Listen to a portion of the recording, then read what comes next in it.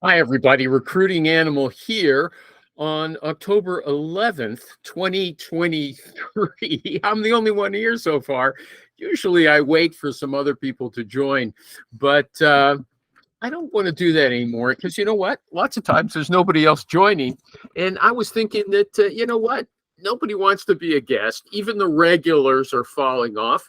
I can do this. Oh, look, I'm fading in and out because I'm moving too close to the camera.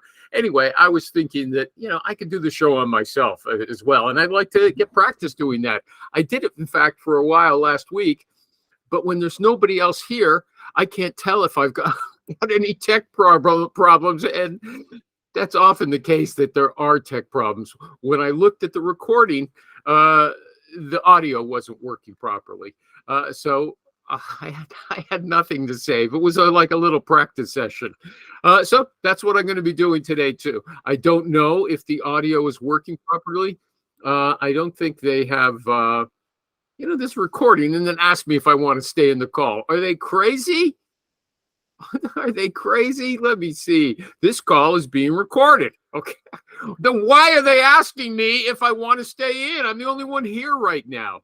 Anyway, you might notice that I didn't shave. I was thinking of shaving just before the show, but I noticed that Rich Rosen doesn't shave, okay? He's always got lots of stubble, and I figure, hey, Rich is making $1 million a year. I'm not. Maybe I should do what he does, okay? And I'll be more successful. Mind you, Rich likes to wear, I can't resist saying it, a tight t-shirt. He's got huge shoulders and muscular chest, and I'm never going to be like that. So I can't mimic him in every way. But you know what? I can not shave, although I can't say it does me any good. What else can I talk about to start off with? You know what? I have to say, I noticed I never thought my teeth looked so bad until I started seeing them in these recordings. Now, I can tell you my dental history because it could be a little different. It could have worked out a little different, but I'll do that another time because it is interesting. Let me see. Where are we going to start off? Oh, I found this pretty interesting. There was an article in the New York Times. Why runway models don't smile. Now, you might ask yourself, what does that have to do with recruiting? But that is a recruiting issue as well. Apparently, they don't smile because they have to wear shoes and other clothes that don't fit them. They get these standardized sizes. The guy throws it on them just before they have to walk out there, and they're uncomfortable. And 10 years or so ago, we had Lori Rudiman on the show, and she had a whole presentation about warning candidates that, look, if you're going to be in an interview with somebody, in those days it was always in person, but now lots of it is online. If you're going to be in an interview, then you've got to wear comfortable clothing. She was way more specific than I could have been. But she said, look, if your bra's too tight, you're going to be moving around. She said, I can see it. It doesn't look good. And there was all kinds of stuff for men as well. That's the one that sticks in my mind the most because it was a surprise to me. But you know what? Those runway models, they look sour-faced. I think they want them to look that way. But you don't want to look that way in your interview, like you're pissed off, okay? So make sure that you're wearing comfortable clothing, which leads me to, it segues into another issue. I didn't know that these would be so closely related, so I didn't put them right beside each other. But this guy who's a very big biller, he's a sales rep, an enterprise sales rep. He bills, millions of dollars a year. And this is what he wrote. He wrote, I used to wear a suit and a tie. Now I wear a hat and a t-shirt, okay? These are in his business meetings, okay? And the title of this is Build Rapport by Being Yourself. He says, I used to memorize sales pitches, okay? Now I just have a conversation. I ask a lot of questions. I used to care what other people thought of me. Now I focus on caring about their business. It's not all about me. He said, rapport is built when you are relatable. If you want to connect better with clients, show up as your authentic self every day. They will take note and open up themselves. Now, I found that really interesting. It sounds so intriguing. We all want to be able to show up for meetings in T-shirts and sandals and whatever. But I don't know how practical it is. It's working for this guy, but maybe it's because he was so well trained in standard business practices before. I really like it, but I just don't know. I don't know if it's a good idea to show up for a business meeting unshaven. My guess is no, okay? My guess is no. But Rich, whom I mentioned before, he does his work on the phone. He's not one of these guys who has to get on Zoom for every call, or Google Meet, or Microsoft Teams. And I agree. I've spoken before that this stuff about only 7% of your conversation is what you say. Most of it is just implied by how you look. That's nonsense. And every person repeats this nonsense again and again because it was published at some time in the 90s by some PhD, and they just repeat it as if it's absolutely true, even though it makes no sense at all. 7% of what you say is your communication? It's nonsense. And I've been noting recently that there's other people saying that being on the phone alone without all kinds of visual distractions, like your bra is too tight, or, and someone's squirming around. If I cut this into a clip, you won't see what I was talking about before. But all these things, like someone's room doesn't look right and things like that, they're irrelevant. And you can have a better conversation on the phone when you take away all of those distractions. That's what I believe. Okay. And I know I'm right. Although I have to say, we had this show was on, 15 years on just audio. And, it worked fairly well, but it works better on visual because I can see, who I'm talking to. I can often see if they have something to say. It's easier for me to manage the show.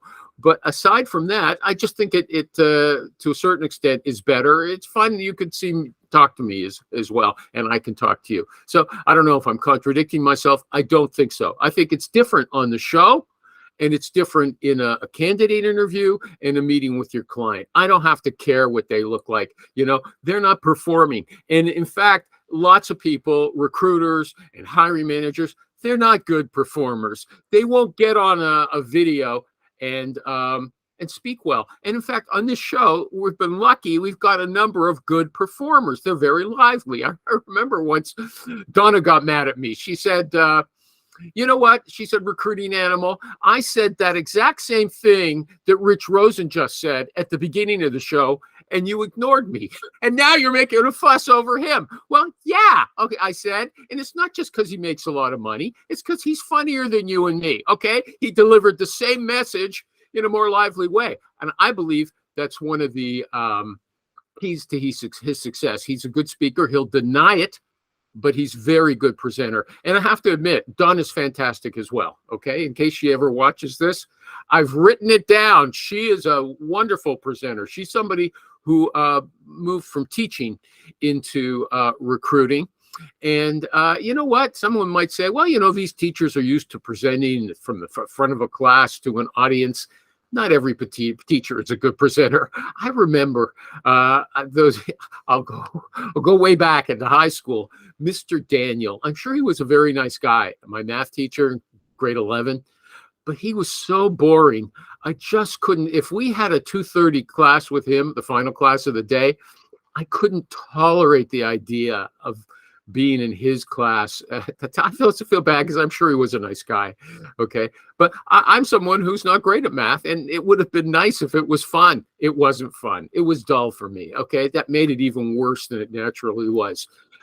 So anyway, I got to say though, not every recruiter who's a boring person is a bad recruiter. I'll bet there's tons of boring recruiters who are making big money, okay, or doing great jobs for their corporations. Note it, okay? I think it's great if you could be lively. And I'll say something else right now. I always, some of the people I pick out most often as superstar recruiters are rich and Amy Miller. She's a regular on the show, not a weekly regular, but she's been with us for many years, and she likes to come here and mix it up with us, and I appreciate that. But that's one of the things. Amy and Rich, they can take on their hiring managers. They'll say, look, that doesn't make sense. But they never get mad. They're lighthearted, and they can tell people bluntly, this is wrong, but they do it in a way without, getting worked up and offended. And I think that's one of the keys to success. I think it is being able to have a difficult conversation without experiencing it as being really difficult yourself. Let me see. Somebody wants to join. I think it's Mario. Admit Mario. MarioTheRecruiter.com. I think he's here. I don't see him. Anyway, yeah, so let me get back to that. Hi, Mario. What's happening? Hi, nice to see you. I'm talking about Amy. I'm doing the show on my own, but you can participate if you like. I won't impose it on you, okay? I just want to make it clear that I won't impose it on you. You can speak whenever you want to. Everybody's been complaining to me now that, I call on them when they don't want to be called on. Not again. And I've explained to you before that some of them are shy. They don't know how we work here, but you know. So you just butt in. Hey, don't make me interrupt myself to say, well, Mario, what do you think? Huh, Mario? Okay. So anyway, I was saying that I think one of the, and you can comment though, if you like, I think one of the keys to people like Amy and Rich, one of the keys to their success is that they can deliver blunt opposition to the hiring managers and clients and say, that's wrong, without getting upset. I don't know if you call that emotional intelligence.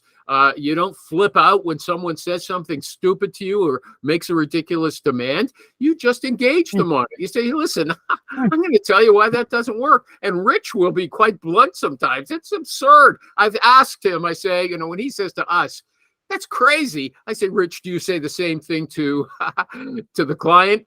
Sometimes. But I know that he can be very direct, and he will walk away. Not as often as he implies. One of the great recruiting rules, the Rich Rosen rule, is walk away from difficult clients. But, he gives them a lot of breaks before he comes on. Okay, here's another tough guy.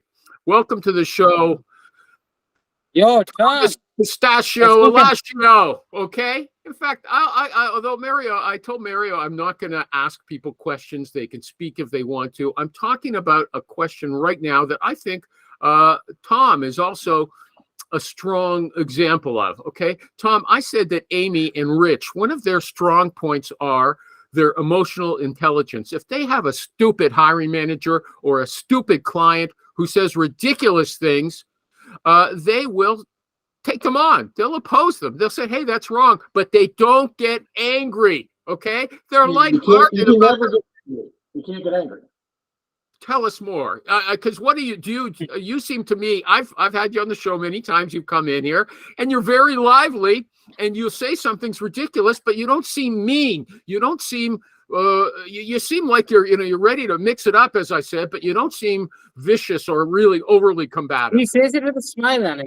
So that's it. How do you do that? The way that I interact with you guys. You know what? Your video is his audio. Am I right that his audio is horrible? Tom. Come on, get your audio on the line.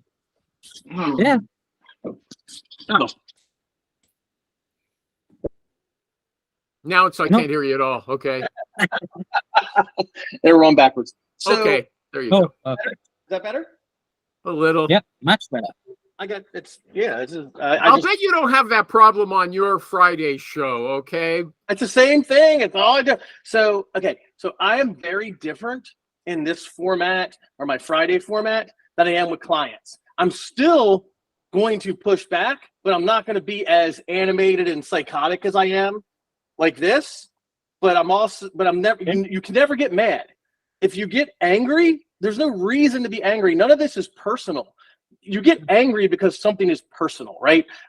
Your wife's fat, your kids are ugly, you're an asshole, right? You can get angry with that. But when you're dealing with a client or a candidate, it's not personal. So you can't get angry. You can be passionate, you can push back, you can tell them this is wrong and these are the reasons why, but no, you can never get angry. Okay, what if the candidate ghosts you or the client ghosts you? You don't consider that personal? No, they're not doing it to me. They're not saying I'm going to ghost Tom. I don't like Tom, so I'm going to ghost them. They're doing it for a myriad of reasons, whether they're busy, they don't have time, whatever it is. Now, I don't give a hoot. I don't give a hoot about Tom. Okay, that stupid recruiter. Okay, if that's his attitude, that's a whole different story. If his attitude is fuck Tom, then yeah, you can push back and be a dick. What are they doing when they don't reply to your calls for 5 days? Okay, isn't that fuck Tom? Yeah, I gave him a puzzle, Mario. He can't answer. I can't think of a time in the last 5 years that anybody ghosted me for 5 days and then I never talked. Okay, so Josh, one of my hiring managers, ghosted me. He didn't mean to ghost me, but he sent me an email and then called me and apologized profusely that he got overwhelmed. He got called into corporate. He couldn't reach out to me. He apologized, and then he went and interviewed my candidate. Am I going to get mad about that? No. This guy apologized at least. You know they never do. Yeah, that's the whole point. He apologized. So if they have a reason, you don't get mad, right? So if someone ghosts me and then calls me up 5 days or a week later, hey, how's it going? I'm ready to interview the candidates. We're going to have a conversation about the ghosting. Okay. But every time that I can remember someone who ghosted me and candidates who ghost me, I never end up ever hearing from again. So fuck them. But clients are different. So if a client doesn't call me for 5 days or whatever, they always call and apologize or give me a reason. Hey, Tom, look, man, I meant to call you. I had this, and this going on. I'm so sorry. Let's get started again. Okay, I can't remember the time. He deals with a higher class of people, okay? They're so stupid, they won't call him back on time, but at least they know it and apologize. Not everybody does. I can't think of a time that I got ghosted by a client and they did not. And what does ghosted mean anyway, right? It means they don't reply. They don't reply. They disappear. How They're long? invisible. How long? A few times after you get in touch with them. Could be 4 days. You want to set up a second interview? Here's a true case. The guy does well. Senior position. First interview. Okay? Okay. Then let me just admit Sean McGrath. Okay? I'll introduce you in a second, Sean. We don't know you. Okay? Okay, so the candidate interviews, the first interview does very well, and then you want to set up a second, no reply for 4 days. Okay, what's happening is the person's waiting for offers from other companies, okay, and doesn't get back to you, and then calls you 4 or 5 days later and says, well, I want that second interview, and you say it's too late, okay, and he says, well, he's shocked. Why? What would you say to him? Tommy?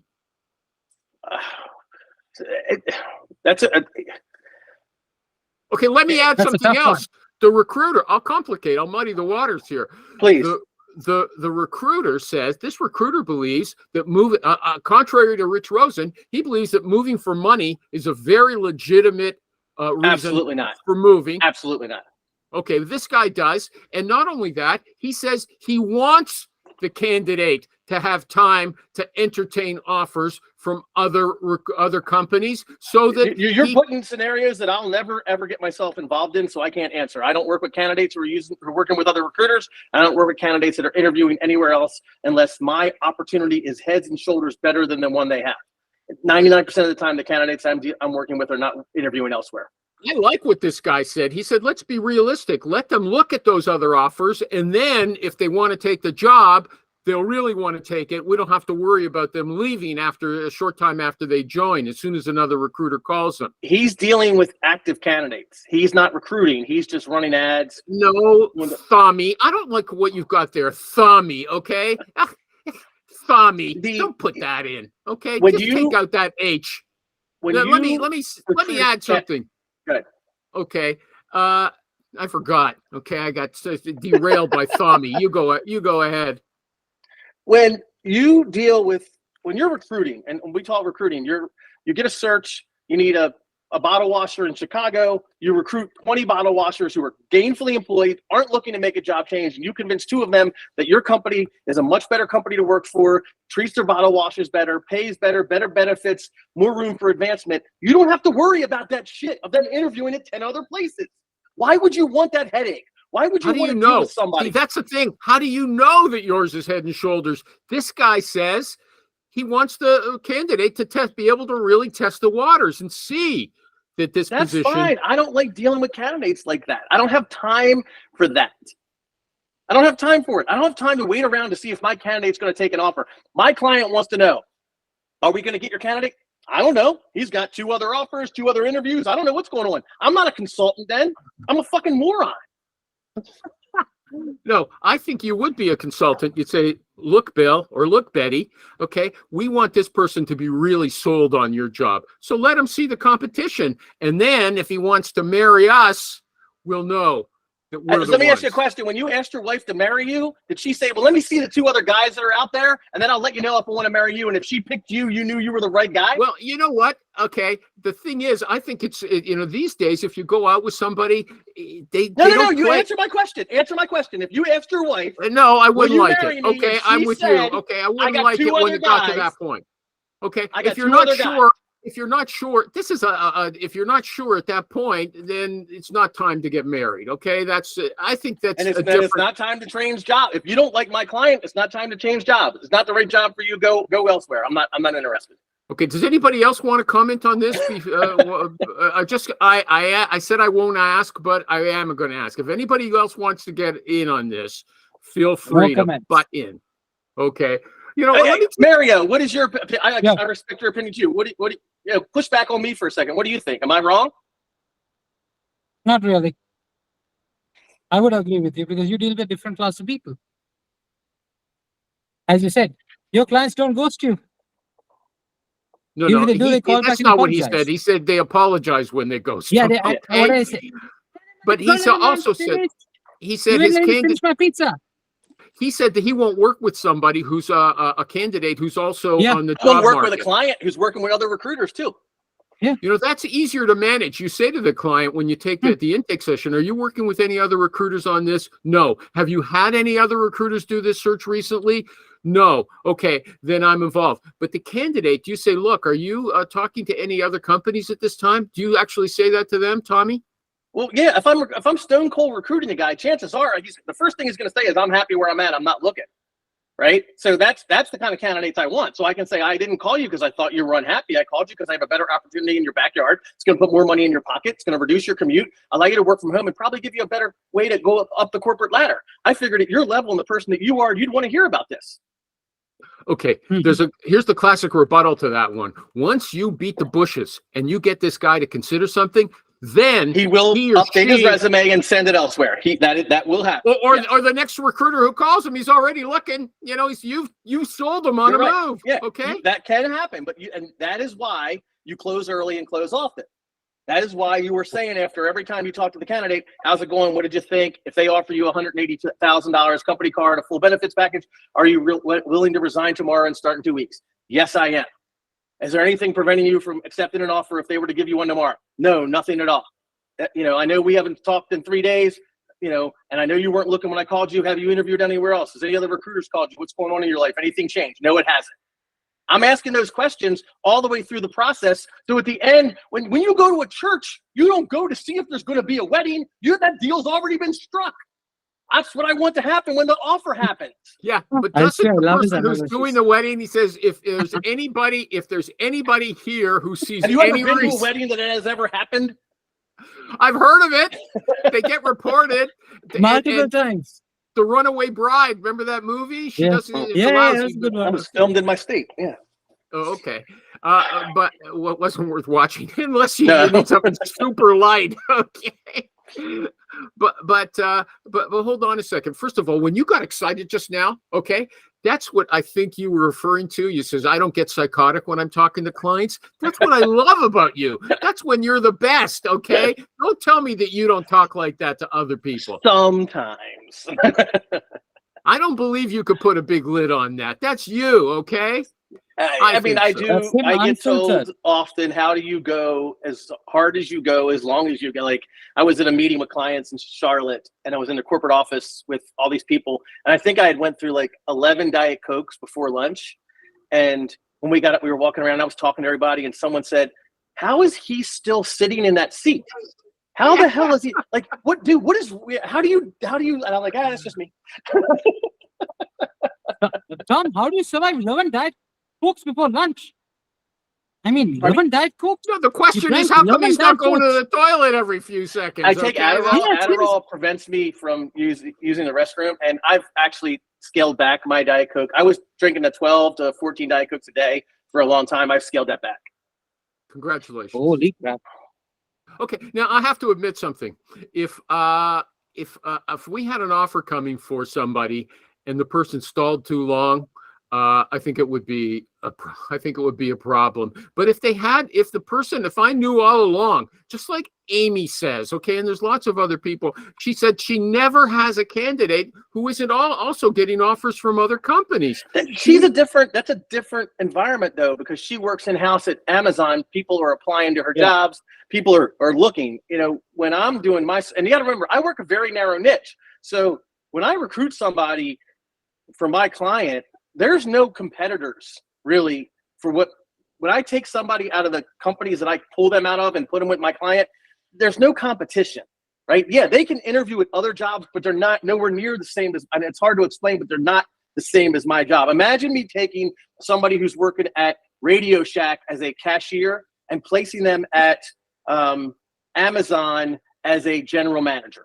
That is the difference. The difference between where I take my candidates from and place them with my clients. There is no competition where they would be interviewing with 2 or 3 competitors of my client. They may interview at other jobs, but they're not the same as my job. Okay, I got 2 issues there. First of all, I think you're underestimating Amy. She does, I think, about 40% of her placements a year, her hires are applicants. But I'm sure she does. You know, she's very, very good at what she does. No, but let's be honest. She's working for one of the biggest firms in the world today.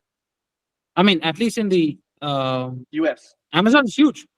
Yeah, but she makes a point. She's working for a small specialized division, the rocket division. It comes under Amazon's umbrella, She right? said no. She said no. She's told us many times it's not a big a plus as you might think it is. Okay, and they get tons of bad press about how awful it is to work there too, right? Okay. Well, that's just the factories. That's the factories. No, well, Yeah. no, And let's be realistic. No. A company of that size doesn't do as well as they do by treating all their employees bad.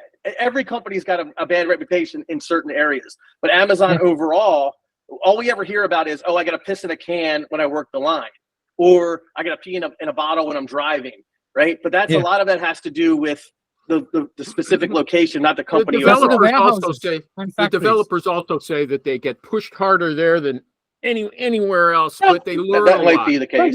They learn a lot. Well, you need to make use of them, right? Aren't they getting paid to develop?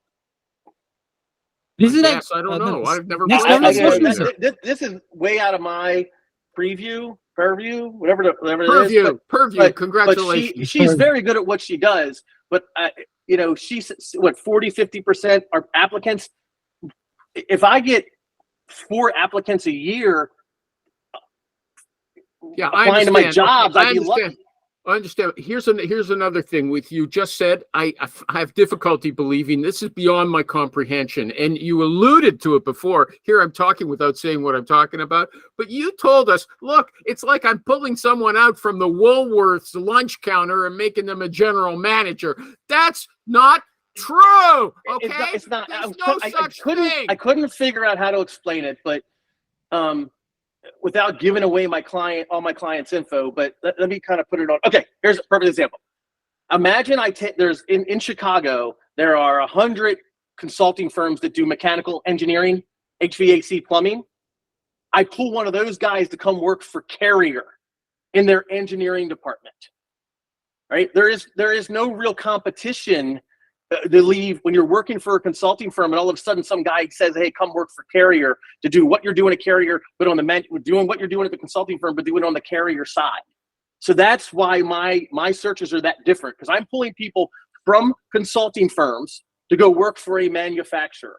It's a totally different world. Okay, so it's your strategy. This is an interesting question. Is it always to work for the bigger brand companies and recruit people from smaller companies who want to sort of move up to a high profile firm? Is that what you're telling us? I never gathered that before. Yeah, I'm the opposite of Robin Hood. I steal from the poor and give to the rich. Okay. Okay.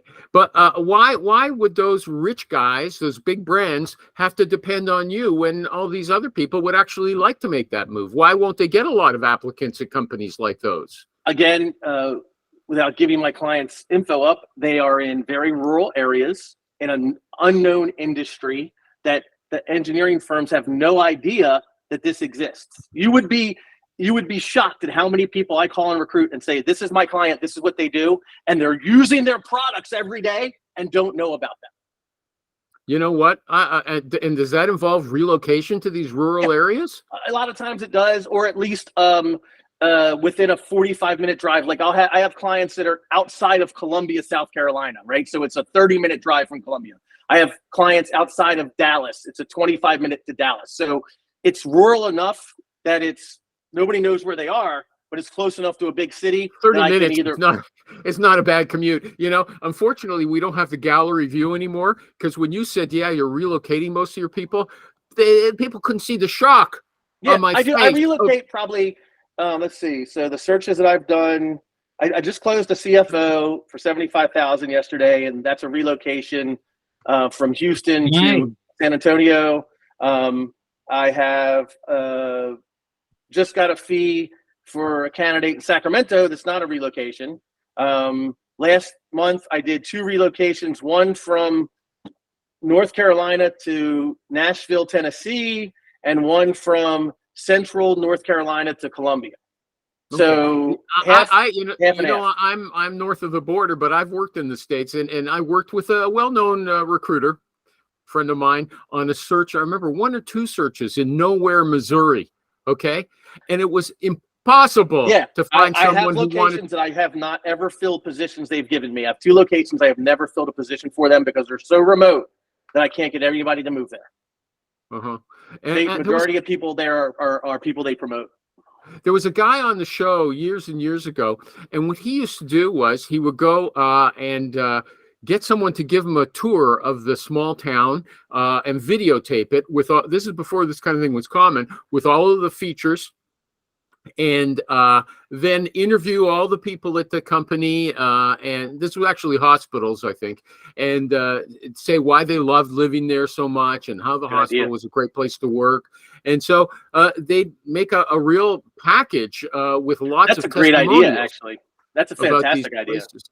Yeah, I asked him. I remember once we were talking about what's that small town in? I think it's in Michigan, Beloit, Michigan. Is it called just like Beloit Pumps or something? Yeah. And I read online that it was a crime center. He said, "Look, we show them the best parts of this town. It's typical what they call sales. Put your best foot forward." Okay, they didn't show the bad parts, so there can be a lot of bias in those things as well. I've placed people in Pine Bluff, Arkansas, Dothan, Alabama, Jewett, Texas. Right? I don't know those places. Is that the point? We've never heard of them? They're all an hour. If you drive an hour outside any of those towns, you were just an hour outside that town. Talk about long commute. I guess the internet makes it a lot easier to relocate. I mean, you're not totally cut off from everything. Mm-hmm. And again, my clients, the package that they'll give a candidate to move to Jewett, Texas, is big city wages, and they can go buy. I had a guy from Chicago move to Columbus, Georgia. Was it Columbus, Georgia? And he sold his house in Chicago. It was he had a double. What do they call those? Duplex. He was living in one side, his wife and his kids, in his 2-bedroom, 1-bath duplex, renting out the 2-bedroom duplex, right? Sells that house and buys a 4,000 square foot house on 5 acres for the package my client gave him, and he took a $5,000 pay cut. That's how cheap it is to live in that area. So that was my question. So usually they'll adjust the compensation to suit the prices, for instance, on real estate in the neighborhood. So you'll have to take a cut. They won't pay you like you. But he'll make way more because bonus and profit sharing that year, he made an additional $30,000. So he actually made 20 grand more than what he was in Chicago, and was able to have the giant house with a backyard and the whole 9 yards.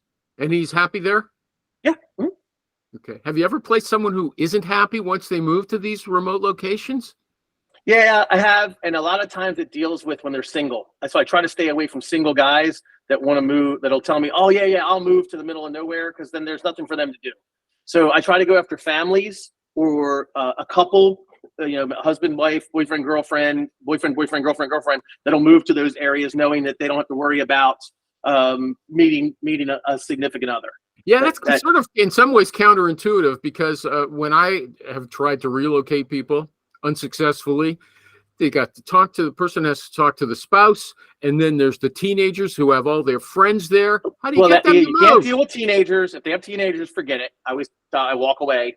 If the spouse works a significant income, right? So if you're making 80 and she's making 40, and I can get you 100 plus bonus, and it's a lower cost of living area, now your wife doesn't have to work. She can take care of the kids.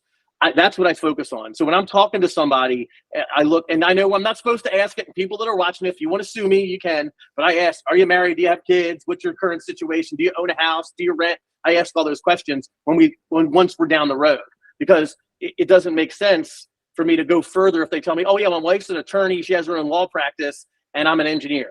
Well, dude, you're not moving. There's no way you're moving. Your wife's not going to abandon her law practice for a $20,000 raise for you. She's not going to be able to open a law practice in Pine Bluff, Arkansas. So you have to really think about those things when you're doing those reloads. Gee whiz, that sounds so hard to me. I'd imagine that a lot of these professional men who you're referring to, engineers, they have wives with careers as well that they don't want to abandon it. I go after people who are 25, 26, 27. And how do you base that on their graduation year, or how do you know? Yep, graduation year. Where do you see that? It's not on LinkedIn usually. Yeah, it is.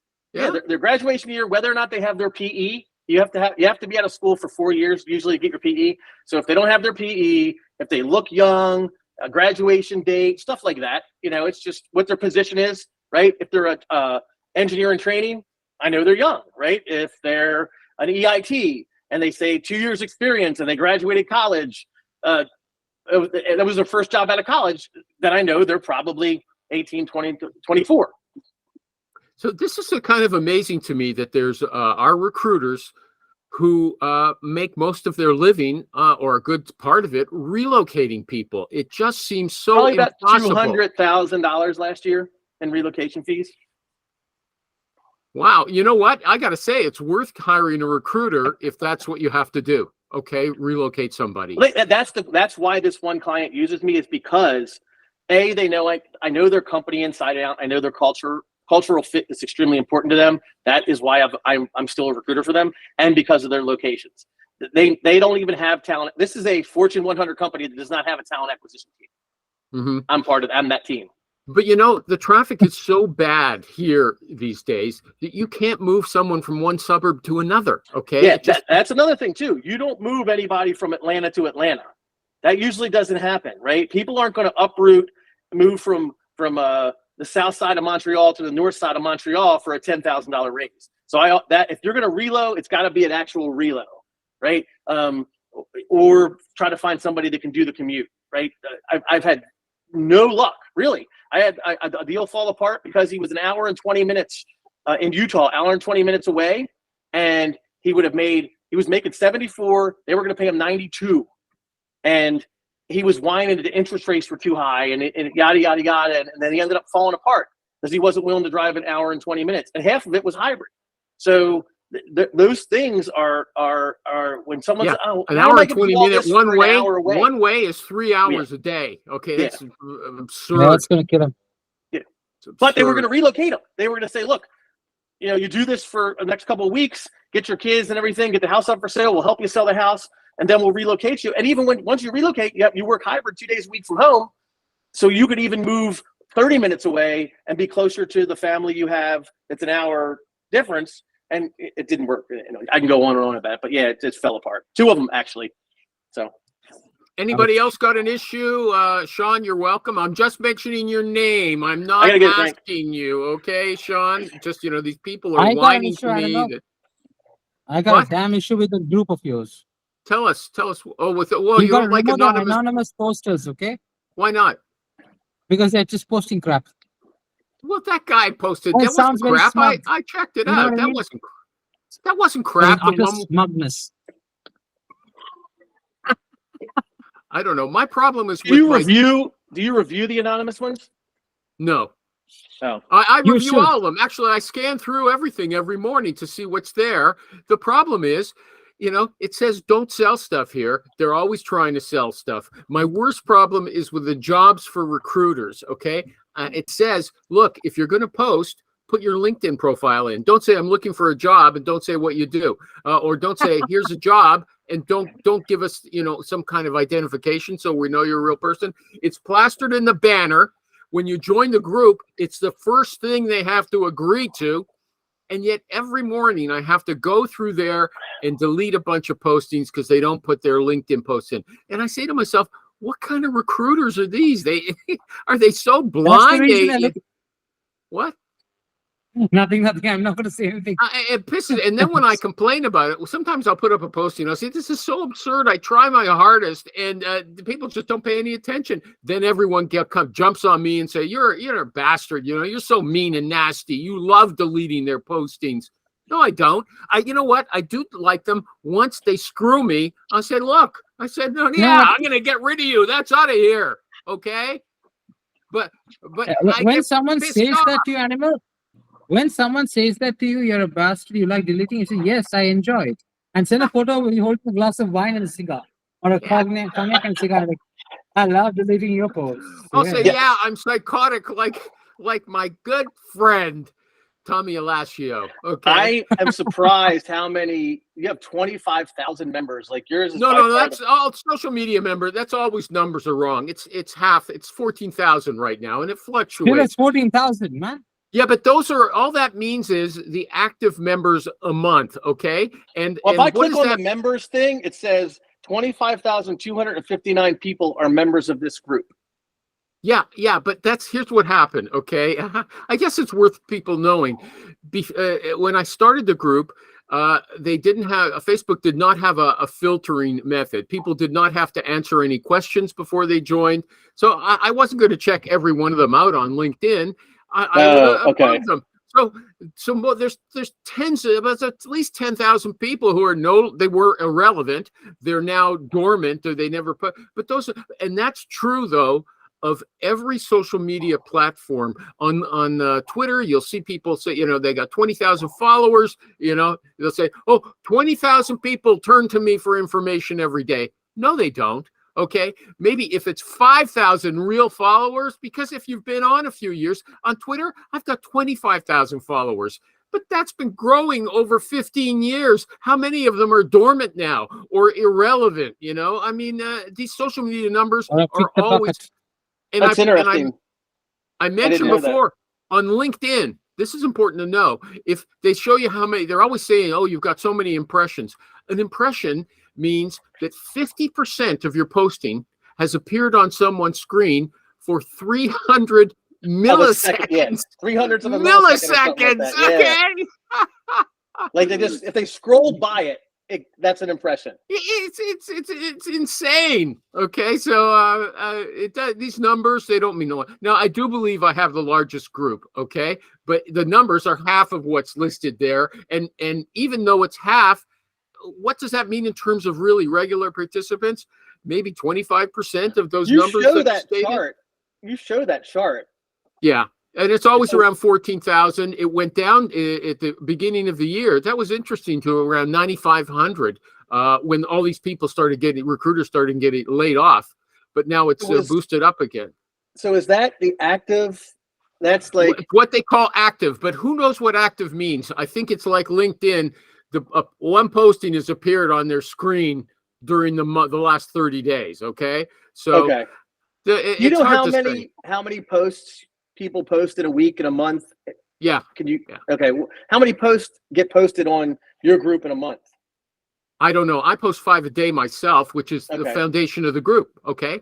It's now my even though I post that much and I have a lot of followers, the headhunters group, which doesn't have many postings really, that's still more popular with a lot of people. They like it. Mario's there, Rich is there, Yeah, Michael G. Cox is I'm there. on 4. Oh, I'm Tommy on is there. recruiters who actually make placements, headhunters, executive recruiter, scaling search firm fast, independent recruiters, and recruiters online. And yours by far has the most popular all the time. There's more posts on yours. Even if we get rid of yours, your actual post, there's more on yours. Because like really? recruiters who actually, I didn't recruiters know. who actually make placements. If I do new posts, there was 2 4 hours ago, and then 1 2 days ago.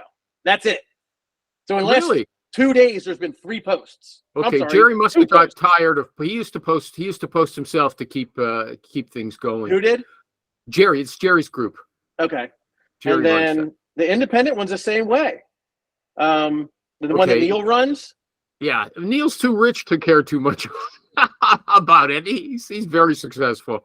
Okay, let's move on. I'm going to ask before it's over. I want to ask you guys a question, which I discussed before anybody was here. But there's a guy. I think his name is Ian Koenig. He's an enterprise sales rep, a very big biller, not a recruiter, on LinkedIn, and he's become a sales consultant. You know, you can have a session with him for $500 or something like that. And he says you have to build rapport by being yourself. Okay. And here's what he said. Please, everybody, listen. I used to wear a suit and a tie. Now I wear a hat and a t-shirt. Hat is a baseball cap. Okay. I used to memorize sales pitches. Now I just ask a lot of questions. I used to care what other people thought of me. Now I just focus on caring about their business. Rapport is built when you are relatable. If you want to connect better with clients, show up as your authentic self every day. They will take note and open up to you. I don't think that's true. Okay. Does anybody want to disagree? I 100% agree. I mean, the hat, I'm probably not going to wear a hat, but other than that, I agree 100%. I don't prep candidates to get the job. I want candidates to be themselves. So the company hires the person that they're actually interviewing, not a person that I created by telling them what to say. The same thing goes for me. I am who I am. I'm going to be the person that I am when I'm on the phone with you, when I'm on Zoom with you. I'm not going to be fake. I am who I am. If you don't like it, go fuck yourself. I mean, I am who I am. That's it. So I'm not going to pretend. I'm not going to pretend. I also don't talk politics. I don't talk religion. I don't talk any of that stuff. We talk about business and family sometimes. That's it. And I am who I am. You don't like me, then find another recruiter. Okay, 2 things. Okay, first of all, you told us not half an hour ago that you're not the same psychotic self as you are in a discussion group like this. He's you're not like down, that. Animal. I just tone myself down. I'm like, this is not a business environment. There's a difference between the business environment and your friends, right? You don't light your farts on fire in front of your clients, right? Yeah. Okay. So I mean, that's it's still the same personality, but I will be more open with you guys because you're my friends or whatever, right? I'm not going to be as open with a client unless I become friends with them maybe 10 years down the road. But in the beginning, I am who I am. I'm not going to, change who I am. I may not be braggadocious and psychotic and everything like I am with you guys and go off the deep end, but I'm still going to be the outgoing person that I am. I'm not going to show up in a shirt and tie. I'm going to wear a polo and maybe a sport coat if I have a meeting. And this is who I am. Right? I love Doc Martens. I own 13 pair of Doc Martens. If I go to a meeting, I'm going to be wearing a pair of Doc Martens. Right? Really? So that's who I am. Yeah. So you do tone it down a little. Okay. Yeah. I mean, I'm professional versus casual, and that's not changing who you are. Okay. I don't know if that sounds like an apologist, how they talk about is they read something in the Bible that doesn't make sense and they say, yeah, it does. And I'm going to explain. I mean, like this is a casual conversation. Yeah. Right. We're having a casual conversation. I'm not having casual conversations with clients. Okay. Okay. That's no.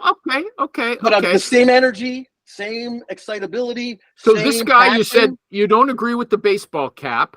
You That's just me. That's just me. I mean, what about the T-shirt? You wear a golf shirt, polo shirt. You said that looks a little different from a T-shirt. What do you think about the T-shirt?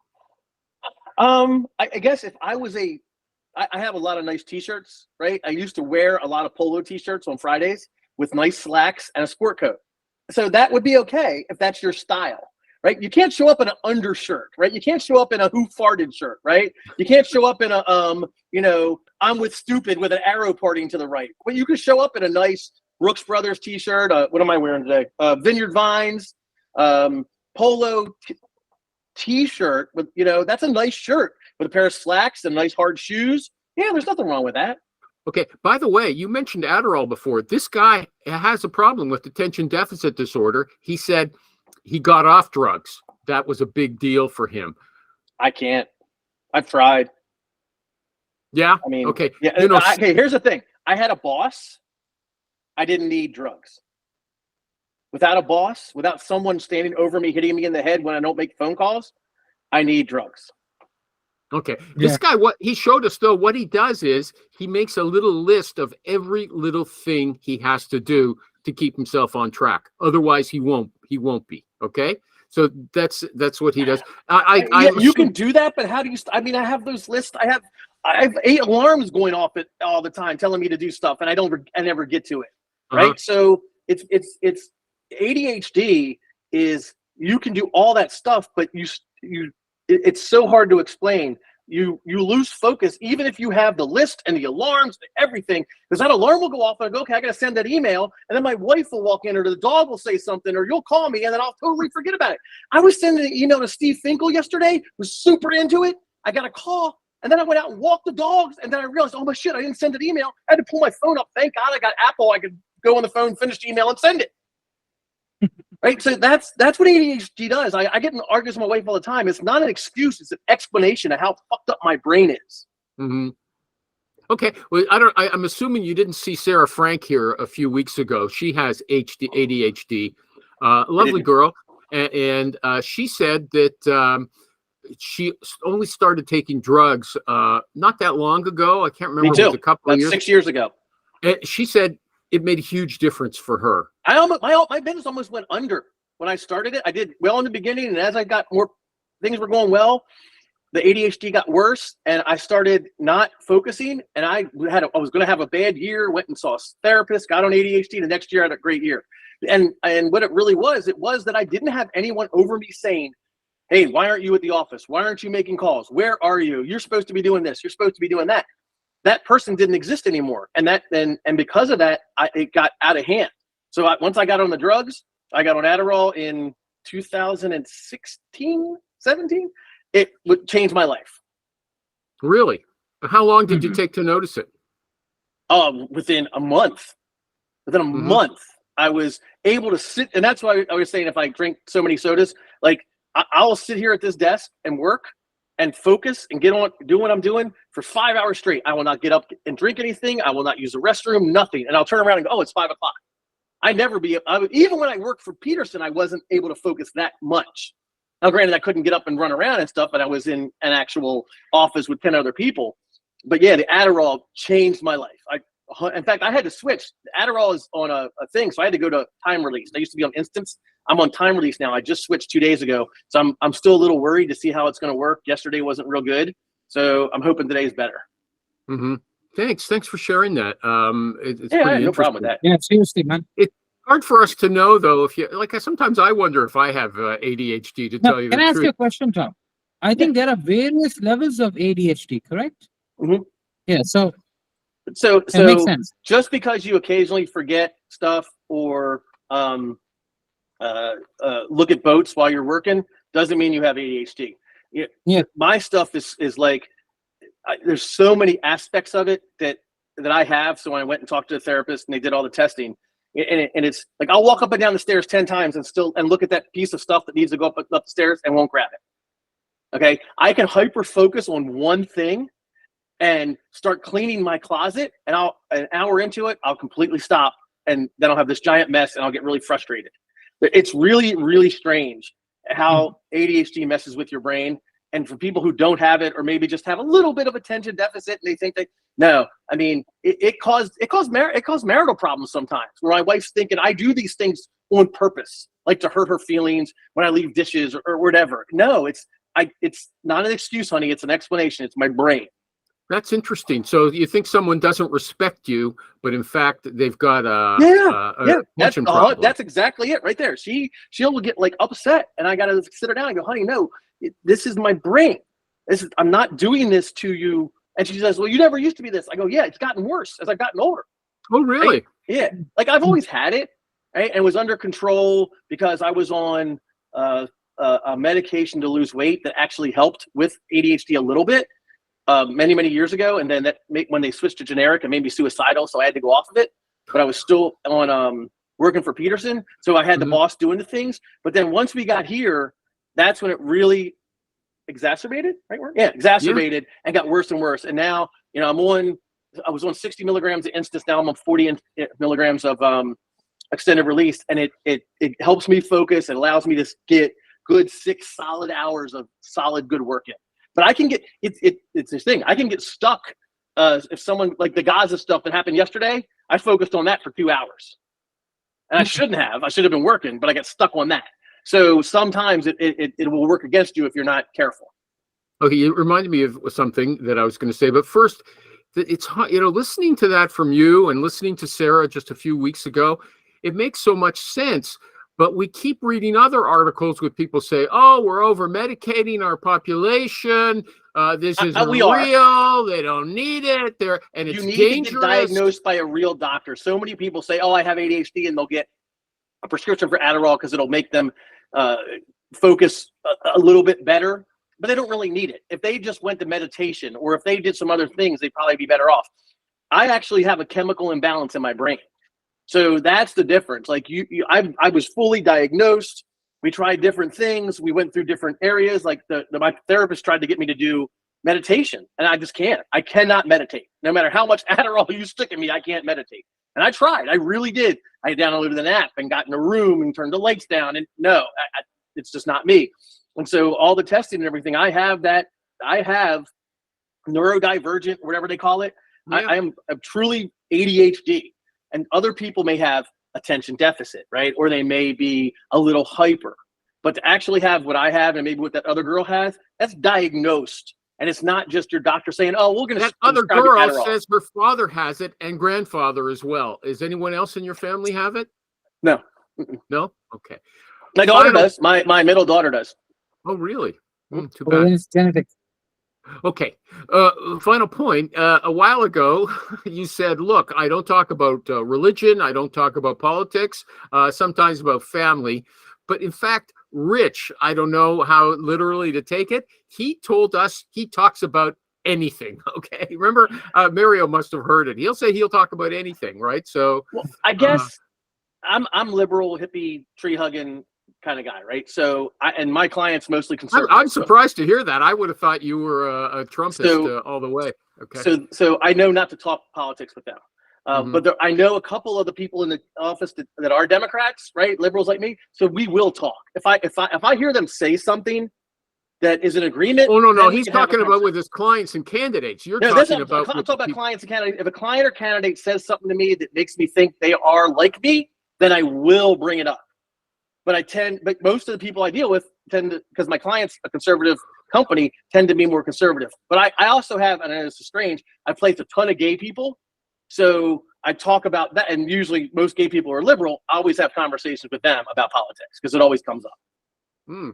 Yeah, in the last few days, I have to admit, I said to myself, you don't want to talk about these things with you because you might like somebody. If they say the wrong thing, I'll go nuts. Okay, I myself I get scared will go looking nuts. at Facebook profiles sometimes because if I see stuff, that is, very against my views, it would jade me, right? I got to be careful, right? Yeah, I try not to. I'll close off mentioning. I got mad at someone today because that poor guy got stabbed last weekend. He was coming home with his wife in New York, and some drugged up kid was turning over mopeds and then attacked this guy. He tripped, and while the guy was down, he stabbed him to death and then threatened his girlfriend.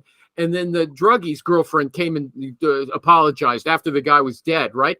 And so somebody came on, I posted about it. Somebody came on my posting and started mocking them because he didn't carry a gun.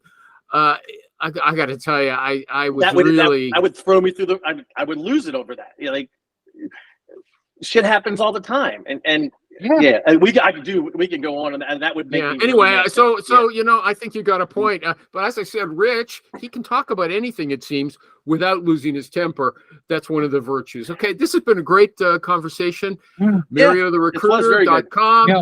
Palermo Roads. Everyone can see it there. The great Tommy Alascio, and it's Tommy. Okay, sorry, I don't know why your parents did that. So it's Tommy because on my Friday show we have a guy Tom that shows up too. So whenever they say "Hey Tom," it got confusing, and Thomas seems too formal, so I went with Tommy. How can people find your Friday show? Our Discord, or you can go to Recruiters Who Actually Makes Placements, and what if they go to YouTube and put in Palermo Roads? Palermo Roads, 12 and o'clock YouTube noon as well. Eastern on Fridays. What about 12:30. What about the Recruiters Roundtable group? Yeah, that's it. Right? Yeah. That's it. Every Friday except for the second Friday, which is this Friday, is a Loxo users only group. Okay, the Loxo, that's an applicant tracking system. For those of you who might not know. Thanks, everybody. And for those watching, I was on the Elite Recruiter Roundtable. Check it out. Okay. I'll check it out, man. Oh, you were on the you were on Ben Mena's show? Yeah. I'll post it. Okay. Talk to you later. Bye-bye. Bye, guys. See you, man. Bye.